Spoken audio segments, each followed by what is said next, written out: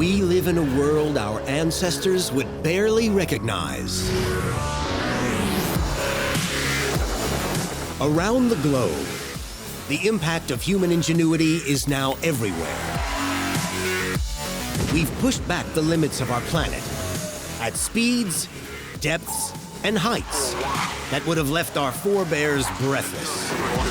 Driving all these achievements is humankind's extraordinary gift for invention. Through genius and inspiration, we've created exceptional solutions to complex problems. From the everyday to the spectacular, some good and some not so good. This series celebrates the million ways our great inventions have transformed our world. It's one small step for man, one giant leap for mankind. A pig strapped to a driver's seat.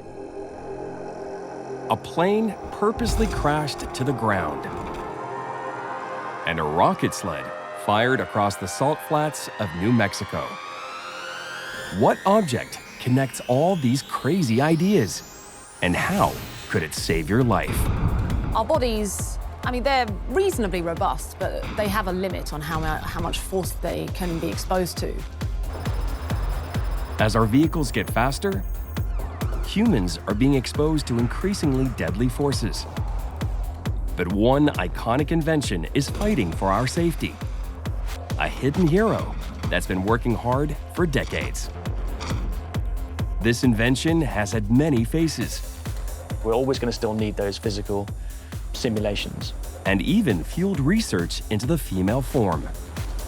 The design is being expanded to incorporate all the different body types that are out there. From its early beginnings, this inspired invention has come a long way. We're trying to make it as lifelike as possible. Vital for the future of road safety. Without it, history would have been rewritten. We all owe our lives to the crash test dummy.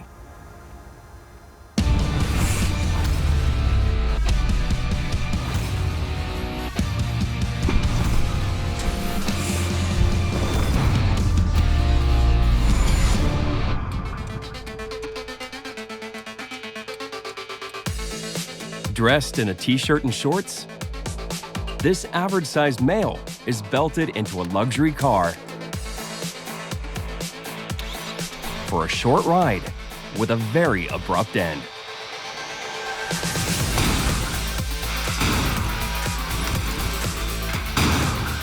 He has all the illusion of a human male, but this is an anthropomorphic test device, also known as a crash test dummy. It has completely revolutionized the car industry, performing one of the toughest and most important jobs in the world. Some might say these mechanical stunt doubles are one of the greatest inventions of all time. Crash test dummies are such an incredible invention to see what is happening in car accidents and how we can make cars safer.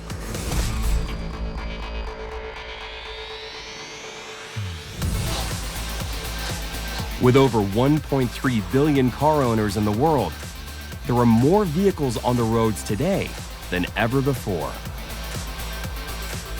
Every year, cars become a little safer. And this is mainly due to one unsung hero, an ingenious invention that has saved countless lives. It has taken decades of research and development to try and design the perfect crash test dummy. But the story of these human clones starts with the creation of the automobile.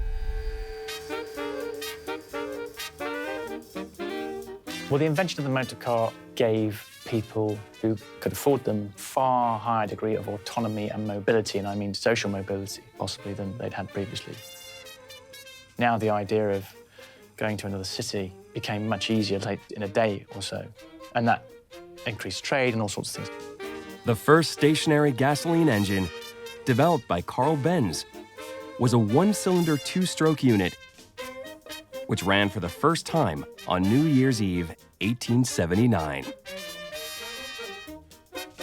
It was becoming a faster, more mobile world. As time went on, post the Second World War, living standards rose. Working conditions and salaries improved, and many more people could afford to be mobile. The real transformation is in the second half of the 20th century as the car becomes available to almost everyone in society, and you get a motor age, as it's called, in the 1950s. And what that does is to provide independent travel for ordinary people at speed in a way that had never been possible. It's completely transformational, and it changes our society for good. But since the very first days of the automobile, road safety has caused controversy. The first ever car had a top speed of only 16 kilometers per hour. So colliding with pedestrians and horses was the main concern on the roads, not crashing into other vehicles. But as cars became faster, it was the drivers who were at the biggest risk. One man decided something had to be done.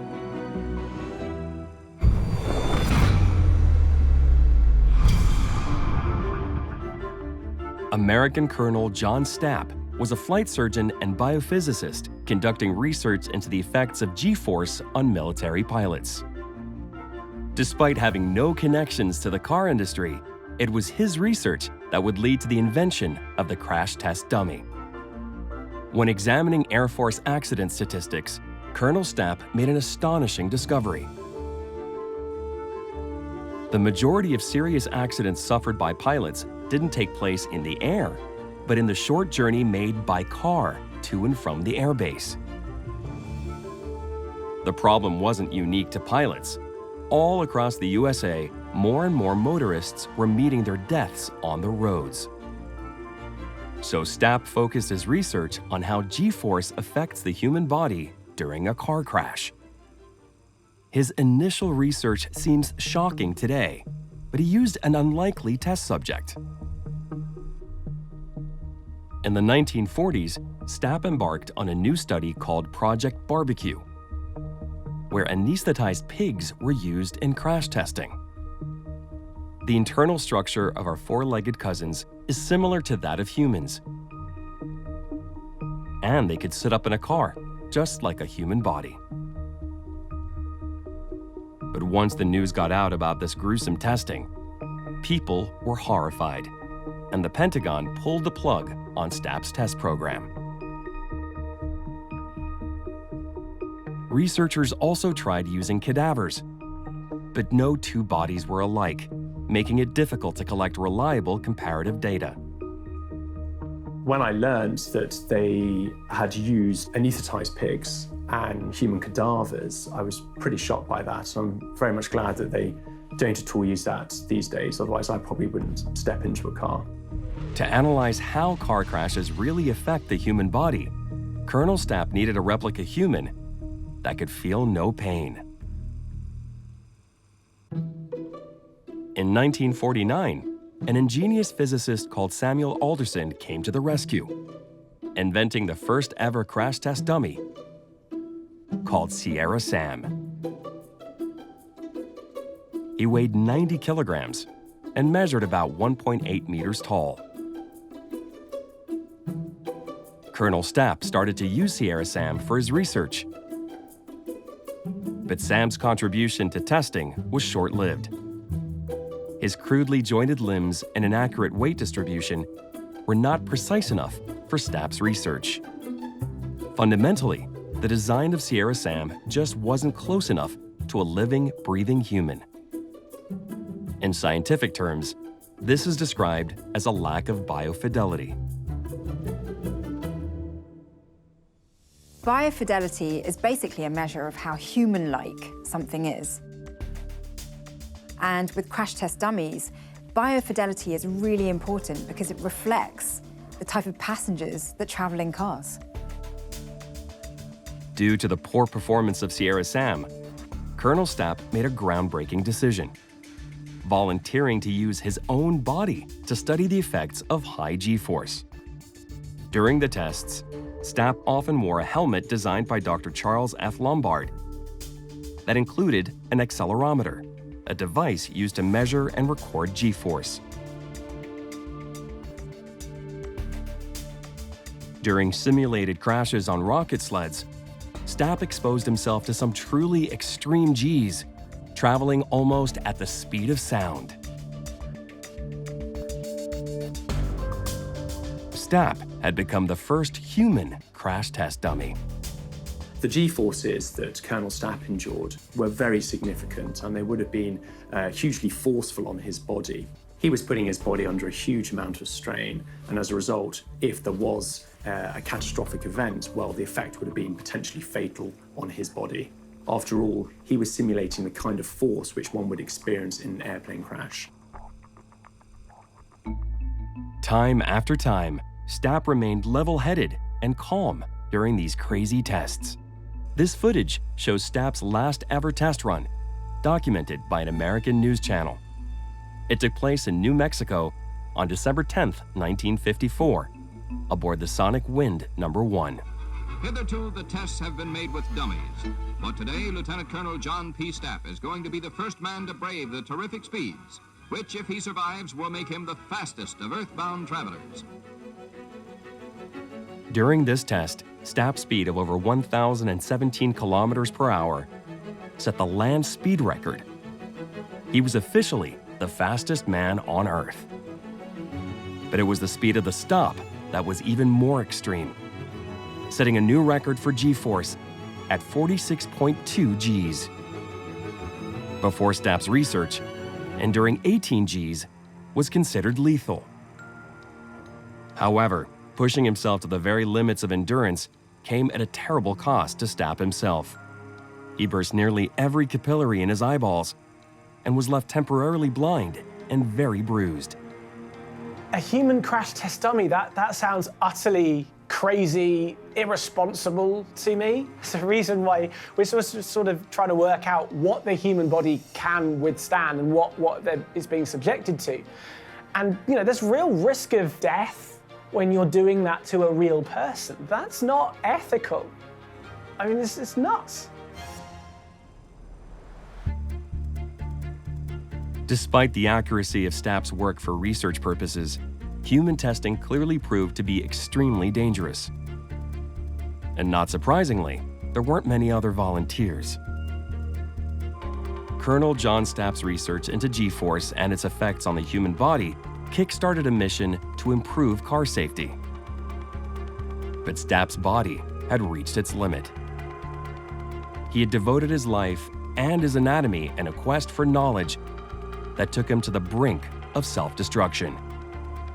But his contribution to the story of the crash test dummy remains unparalleled and extraordinary. More testing was needed to find ways to make cars safer, but they would need a more realistic crash test dummy. Again, it was Samuel Alderson who stepped up to the plate in 1968. Could he create a new anthropomorphic device that would take crash testing to a whole new level?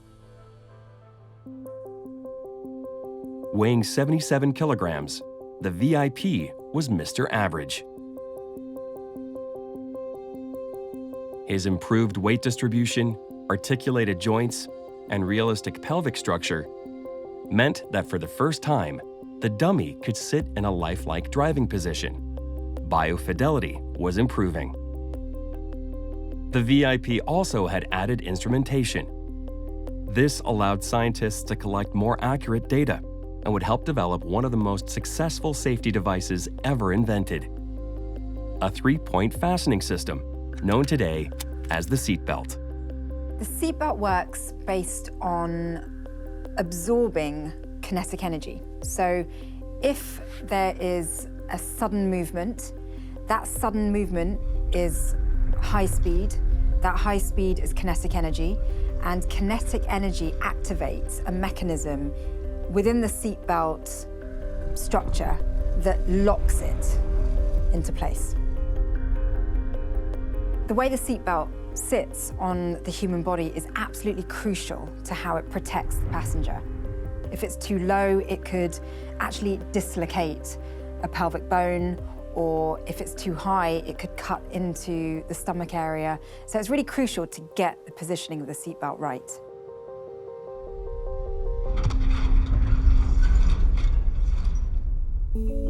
Breaking a bone is very likely when you are involved in a collision, especially if you're not wearing a seatbelt.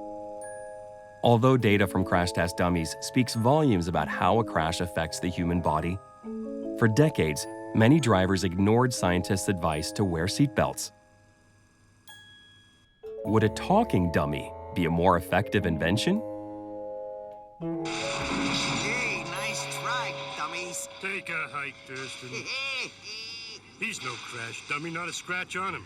Back in the 80s, thousands of Americans were dying each year in car accidents because they didn't buckle up. Vince and Larry came to the rescue.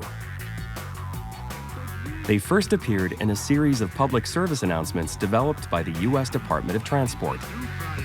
Oh, yeah. For years I've been eating steering wheels. For what? To prove how safety belts save lives. But thousands die every year in car accidents because they don't buckle up. Vince, we're dummies. We don't wear safety belts. Larry, you really know how to hurt a guy.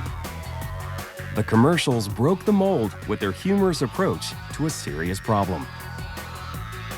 Vince and Larry's popularity was overwhelming.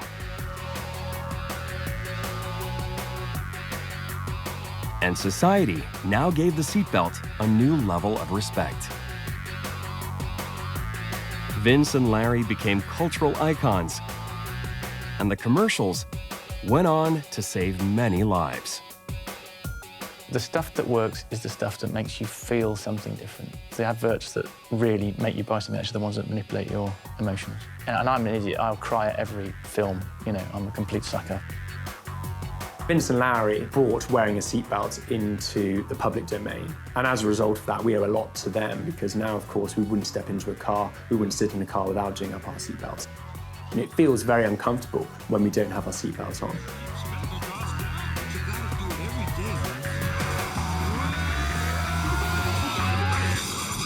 Or you'll get out of shape fast. But not all seatbelts are based on the three-point fastening system.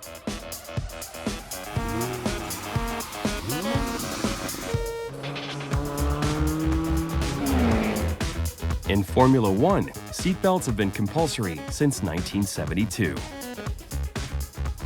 Today, they comprise a 6-point harness, which can be released by the driver with a single hand movement.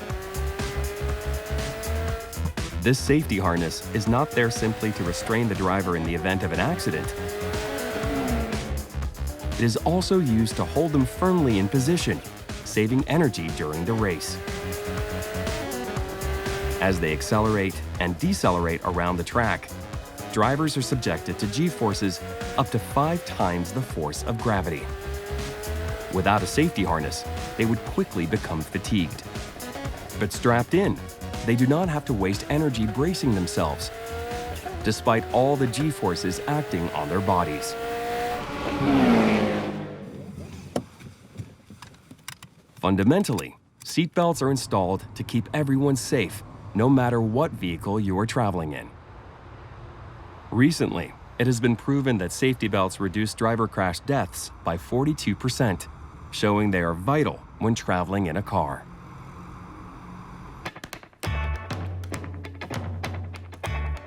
Back in the 1950s, when seatbelts were at the beginning of the testing stage, the VIP dummy performed well, as it was the most human-like dummy so far.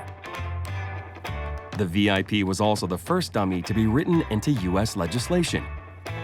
But inventors didn't sit back and relax. There was more work to be done.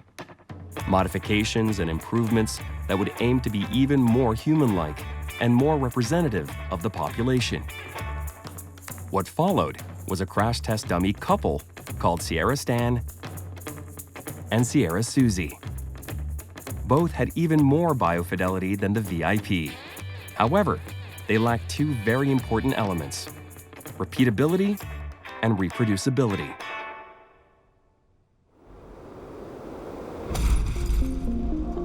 So to have crash test dummies that can get involved in experiments time and time again is so useful, because it means that you can replay crash scenarios many times and collect lots of data, because essentially our understanding of how cars behave in a crash can only be built by doing the same experiment.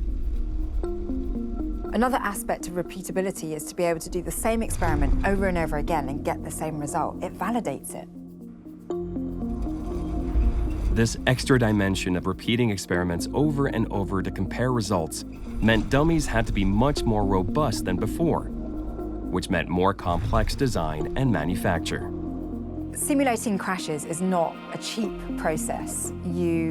First of all, you're often testing a car to destruction. The expense involved in recording that kind of data, processing that data, and actually setting up the experiment in the first place is all really expensive and very time-consuming.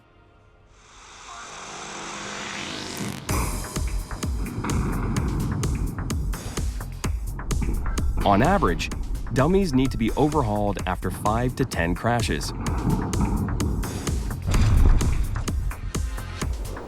And they may experience over 1,000 collisions in a lifetime.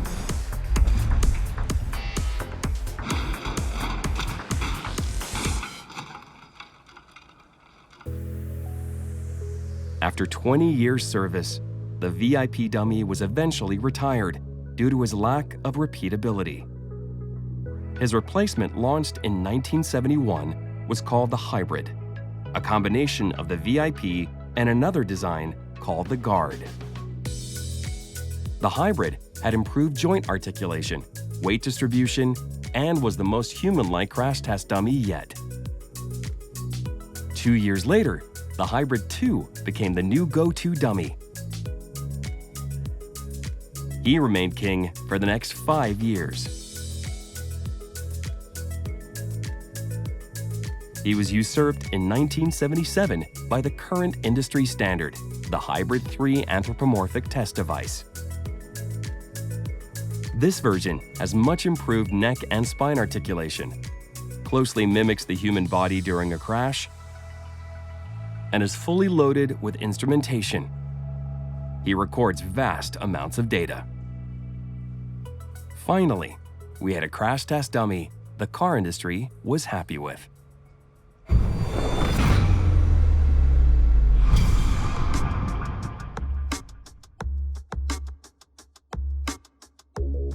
Like a fashion mannequin, a crash test dummy looks like a human. But its beauty is more than skin deep. It boasts a state-of-the-art physique,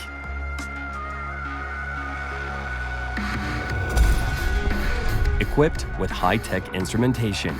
The latest crash test dummies offer the ability to measure the effects of many different types of car crash, essential for helping modern vehicles meet tough safety standards. These life-saving dummies are built in highly specialized engineering labs all around the world. Could this British factory have the power to save your life?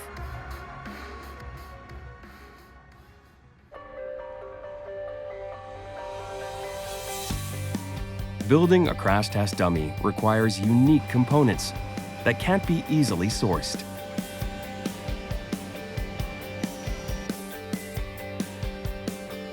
When you look at the dummy, all bar a few exceptions are made here. For decades, these engineers have been tinkering with their designs, building ever more advanced human clones to be used in crash testing.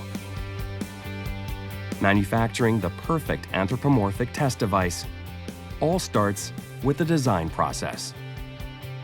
So this is the design office. We start right from the very beginning, where we decide on a specification for a product or a design, and then we'll work on that all the way through to making manufacturing drawings, at which point it's handed over to the production team for manufacture. But we can't make anything unless we've got a design for it, and we've prepared drawings to explain how to make it, what material it's made of, Also, as part of that specification, when the product's tested, you're testing that it meets the specification that was originally developed for it. The design stage is a crucial element. From computer screen, the dummy goes into production, with every member of staff specializing in a different area. Although the technology inside the dummy is vital for data collection, one of the key factors of manufacturing is based on biofidelity. Engineers need to make a dummy's outside appear as human-like as possible, and that means making a realistic skin. Today I'm doing the Q10 lower leg. So two-part mix, A and a B. A is your base material, then we add the pigment into the bucket, we'll mix it up, vac it for so long just to alleviate any air bubbles inside, and then we'll pour in the B, mix it again, goes in the vac chamber for about 5 minutes just to alleviate as much air bubble as possible, and then we'll pour it into the mould. Mixing these chemicals is an exact science, and there is no room for error.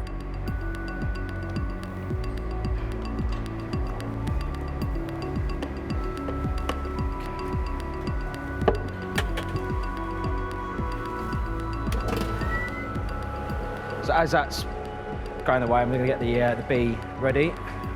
With the B, you want to be quite crucial, get the measurement quite right.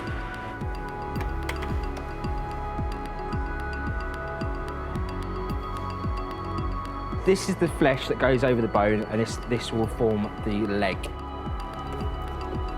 This is a standard sort of colour that we use for all docu-series dummies. This is a crucial stage of manufacturing, as skin is part of our body's inbuilt impact protection. A realistic skin is just one key step to ensure that dummies behave like a real human when subjected to crash testing. However, there are some downsides to being in charge of molding the outer layer. But the only dirty stuff you really get is from the clean-up. When it comes to washing your clothes, I always make sure I wash them separately, because I always find like bits of material, bits of body parts in my clothes. Next, the liquid is poured into the molds, where it takes the shape of a body part, in this case, the lower leg. Yeah, it's quite interesting to try and explain what I do as a job. Make body parts, yeah, that's it. Probably a few hours it to set, but we leave it overnight just to fully solidify, and it comes out as a full part. Hidden beneath the surface of the skin lies the state-of-the-art technology. Inside the fake flesh of the leg are simulated joints. These mechanical components are constructed in the joint department, and the engineers here enjoy the technical aspect of their job. When I was younger, I used to have quite a bit of Lego. Coming into this job, I just get to continue doing a similar sort of thing. This represents an average adult leg form, so it's designed to react as a human body was, but be a lot stronger. This green bit inside is the bone, measure how much the bone bends when it impacts. This grey bit here is where all the strain gauges are, so we can measure how much it bends. The leg form is probably the most complex part that we have to build. The instrumentation is quite fiddly in them. Once the flesh and joints have been separately constructed, they must be fused together to form the dummy's lower limb. Q10 is metal bones with an overmolded flesh. This is the Q10 bone. This goes inside the leg. We shot blast the bone to help the material stick to the bone. And inside we insert some lead ballast and some material just to get the weight up, because the weight needs to be a certain quantity for the finished part.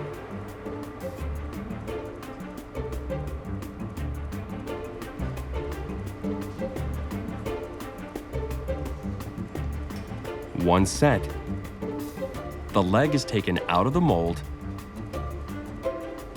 and it's on to the next limb. Crash test dummies are subjected to hundreds of accidents every year. These results tell engineers a lot about how to build safer cars to protect passengers in crashes. ATD, or anthropomorphic test device, is a physical dummy itself which represents the human with articulated joints, but allows us to understand the injury that we're exposed to in a crash.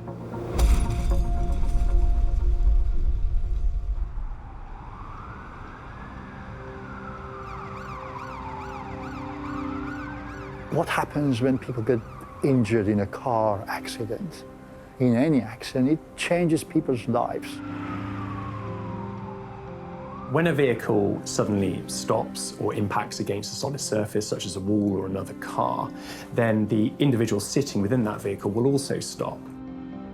But the internal organs within that individual will continue to move, and they will hit against fixed structures within the body, such as the rib cage or the pelvis.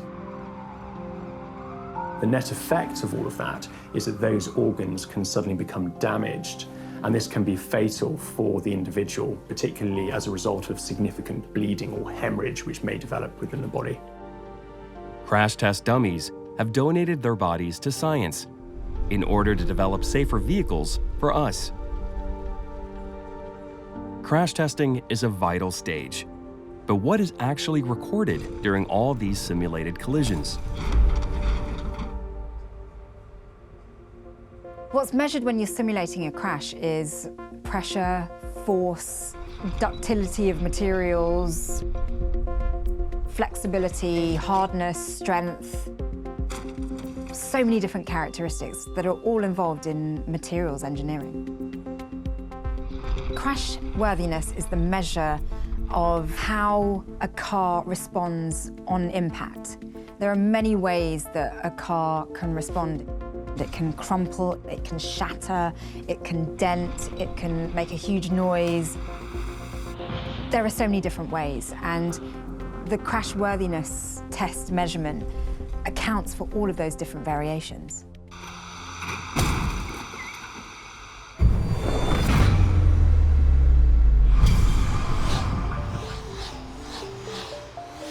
Worldwide, one person dies in a road traffic accident every 25 seconds. In the USA, mobile phone use contributes to 1.6 million crashes per year, with texting being 6 times more likely to cause an accident than drunk driving. Recent research by the World Health Organization shows your brake reaction speed slows by 18% when distracted, and leads to a 400% increase in the time a driver spends with their eyes off the road. I don't think people understand just how dangerous human beings in cars are.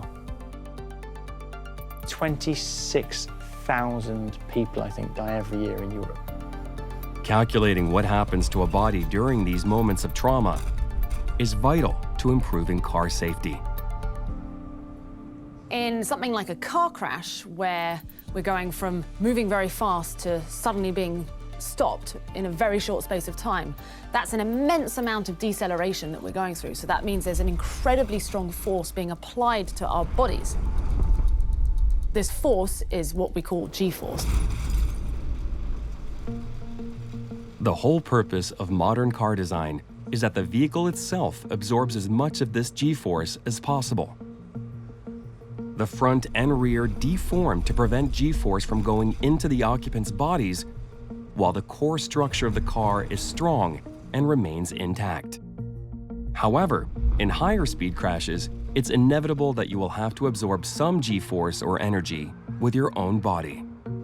When you are involved in a car crash, it's this sudden amount of energy hitting you in a very short period of time. Like, if I punch someone in the chest, but their body, the shape of their skeleton and their muscles and tissue will absorb that energy. But beyond a certain point, there's a certain amount of punch that a body can't take. It can't disperse that energy properly. And so that's when things rupture, when you end up having injuries and broken bones. And so a way to be more safe in a car is to reduce the amount of energy that would be exchanged in a collision, and therefore reduce those forces so you can go, if you drive more slowly, that's probably the simplest way of doing it, or have a car with more safety features.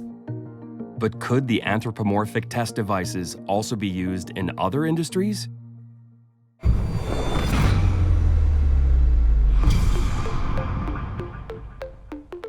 NASA has been using crash test dummies for decades to simulate and study aircraft crashes.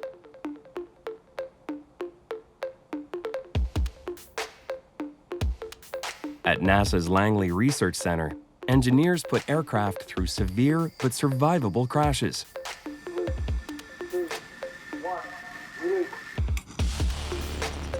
They nosedive small planes straight into the ground,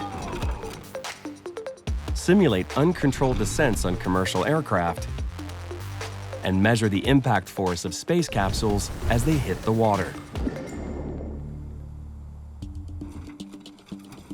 Inside these doomed aircraft are crash test dummies, wired with sensors.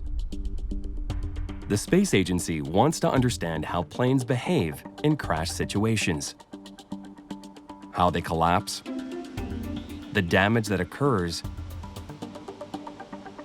and how much load is transferred into the passengers.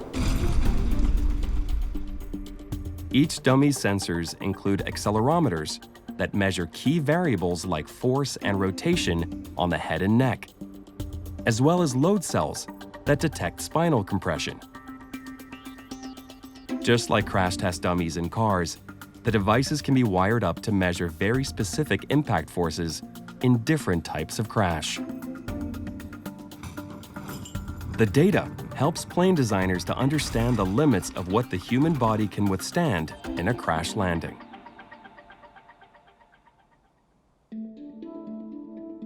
It's not only about saving people inside vehicles. New types of dummy are also being developed to help design cars that prevent injuries to pedestrians. New object avoidance technology allows cars to detect and avoid people that stray into the path of the vehicle. But traditional static test dummies aren't able to accurately replicate a moving pedestrian. So a new device was needed. The articulated pedestrian dummy. This moving model simulates the characteristics of a person crossing the road, providing more reliable data to help cars avoid hitting pedestrians. But it's not only people that might wander into the path of an oncoming vehicle. In Sweden alone, 47,000 accidents involving wild animals occur every year. So engineers are working on a safety feature to identify and avoid animals on the road. This rudimentary moose-shaped dummy is helping scientists develop a new braking system. When an animal is detected, the car will send a warning to the driver. If they do not react, the onboard computer will automatically hit the brakes. But it's not only animals outside the car that safety tests are trying to protect. One company is going even further, developing dog crash test dummies. The fur on this canine clone might look comical, but it is actually vital. Fur behaves very differently to naked human skin or to clothes. And there are different frictional forces involved, and so we need to know exactly how an animal's body, how a dog's body would behave in an accident, because it might be very different to our own. Perfecting dog seatbelts is one thing, but perhaps it's another safety feature that will go down as the crash test dummy's biggest achievement.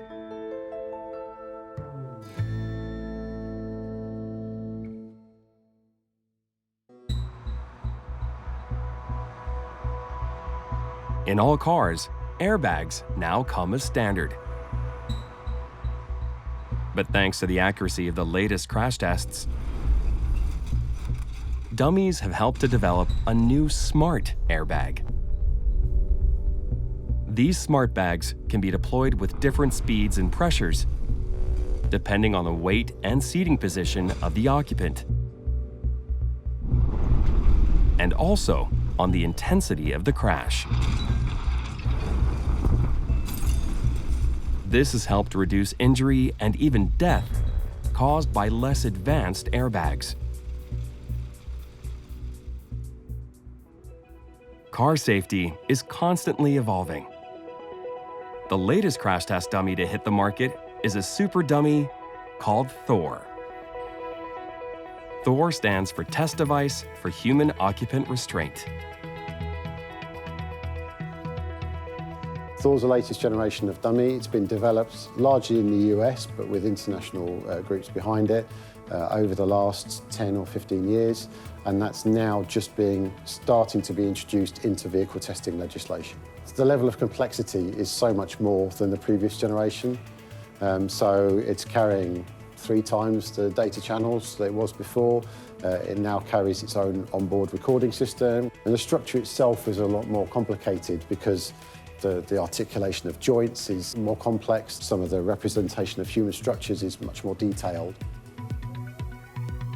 Thor is the closest engineers have come so far to a dummy that mirrors the human anatomy.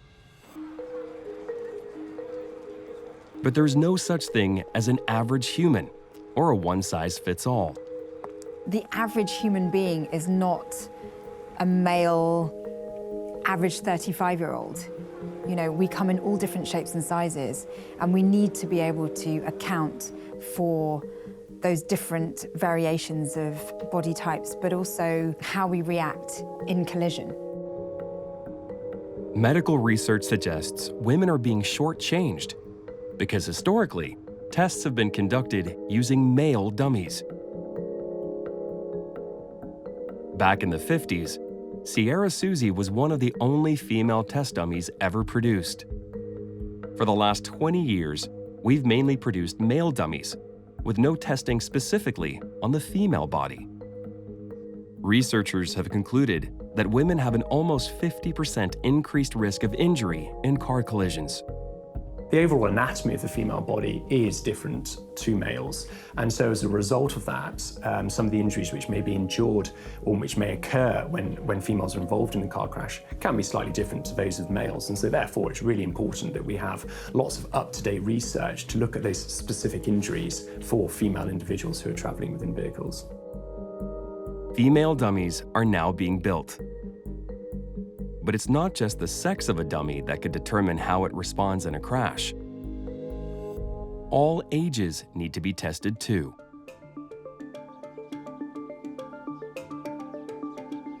We now live in an aging population or an aging society. More of us are driving, and we are tending to drive longer into our lives. As a result of this, we need crash test dummies to reflect the varying demographics of the individual who is behind the wheel. Over 12% of the global population is senior. And so dummies need to reflect this. The percentage of people over the age of 80 is expected to increase to almost 30% by 2080, which could mean the already high rate of road accidents is likely to grow.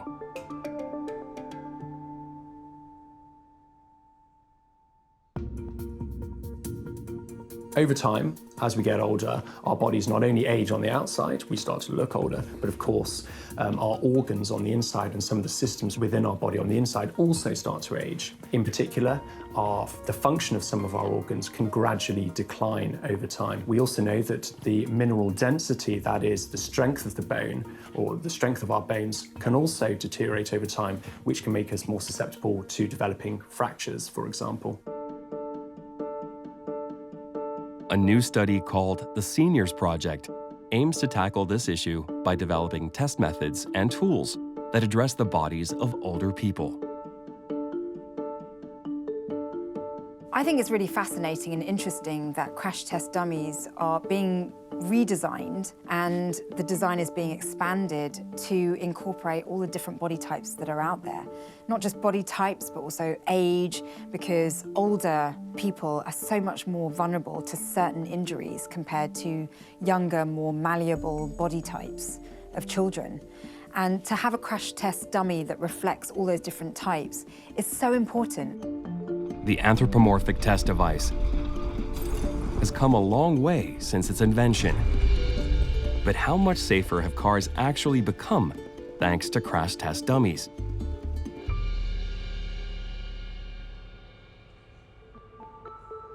Crash testers Euro NCAP compared two crashes side by side with vehicles built 20 years apart.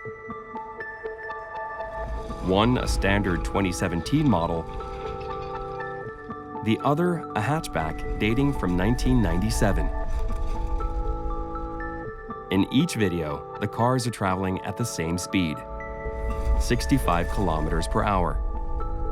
But the results are dramatically different.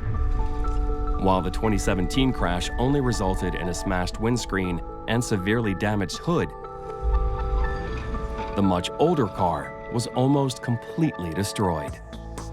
This 1997 vehicle also had no airbags to protect the crash test dummies sitting in its passenger seat, unlike the 2017 car.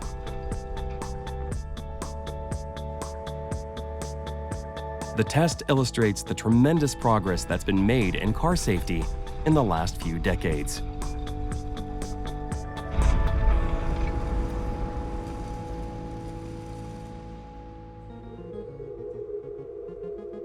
But what does the future hold for the crash test dummy?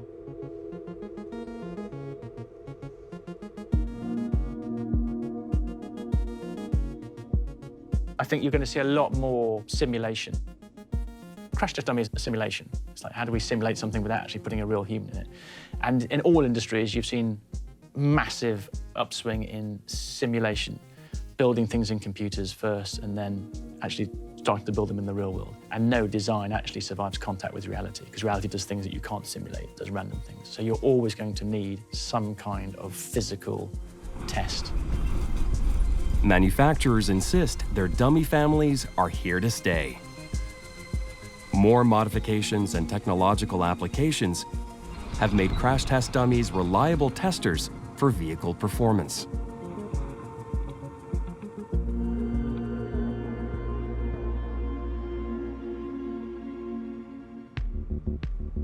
While the future of crash test dummies is looking positive, what is the fate of our automobiles? By 2050, it's estimated that the majority of new vehicles sold will be fully autonomous, meaning these vehicles will be part of our everyday lives in a few decades' time. Self-driving cars will become the norm for a number of reasons. The first is they're going to combine with electric cars. And the interesting thing about electric cars is they have far fewer moving parts, which means that we're now looking at electric cars that are going to have a lifespan of 1 million miles, which means the cost of owning that car over its lifespan is now about 4 times cheaper than the car that's built today using petrol. Combine that with driverless technology, it's now 4 times cheaper to subscribe to a fleet, to buy transport as a service, than it is to own a car just sitting there doing nothing most of the time. Also, they're much safer, and it also means, basically you can go out and party and get home safely more easily. I'd definitely use autonomous vehicles for sure, yeah. If it means that I don't have to actually drive the vehicle, I can just sit there and relax, maybe do some work, or even have an alcoholic beverage, then yeah, I'd definitely be up for that.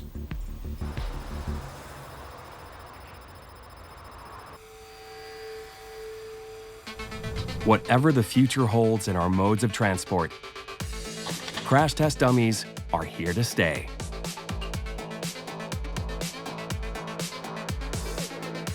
During the course of their short history, they have transformed our lives and our cars. They are superhuman.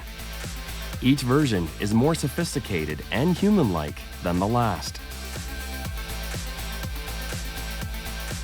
Without them, our lives would be very different, and there would be a lot fewer pigs around. Who knows what the next generation of crash test dummies will look like?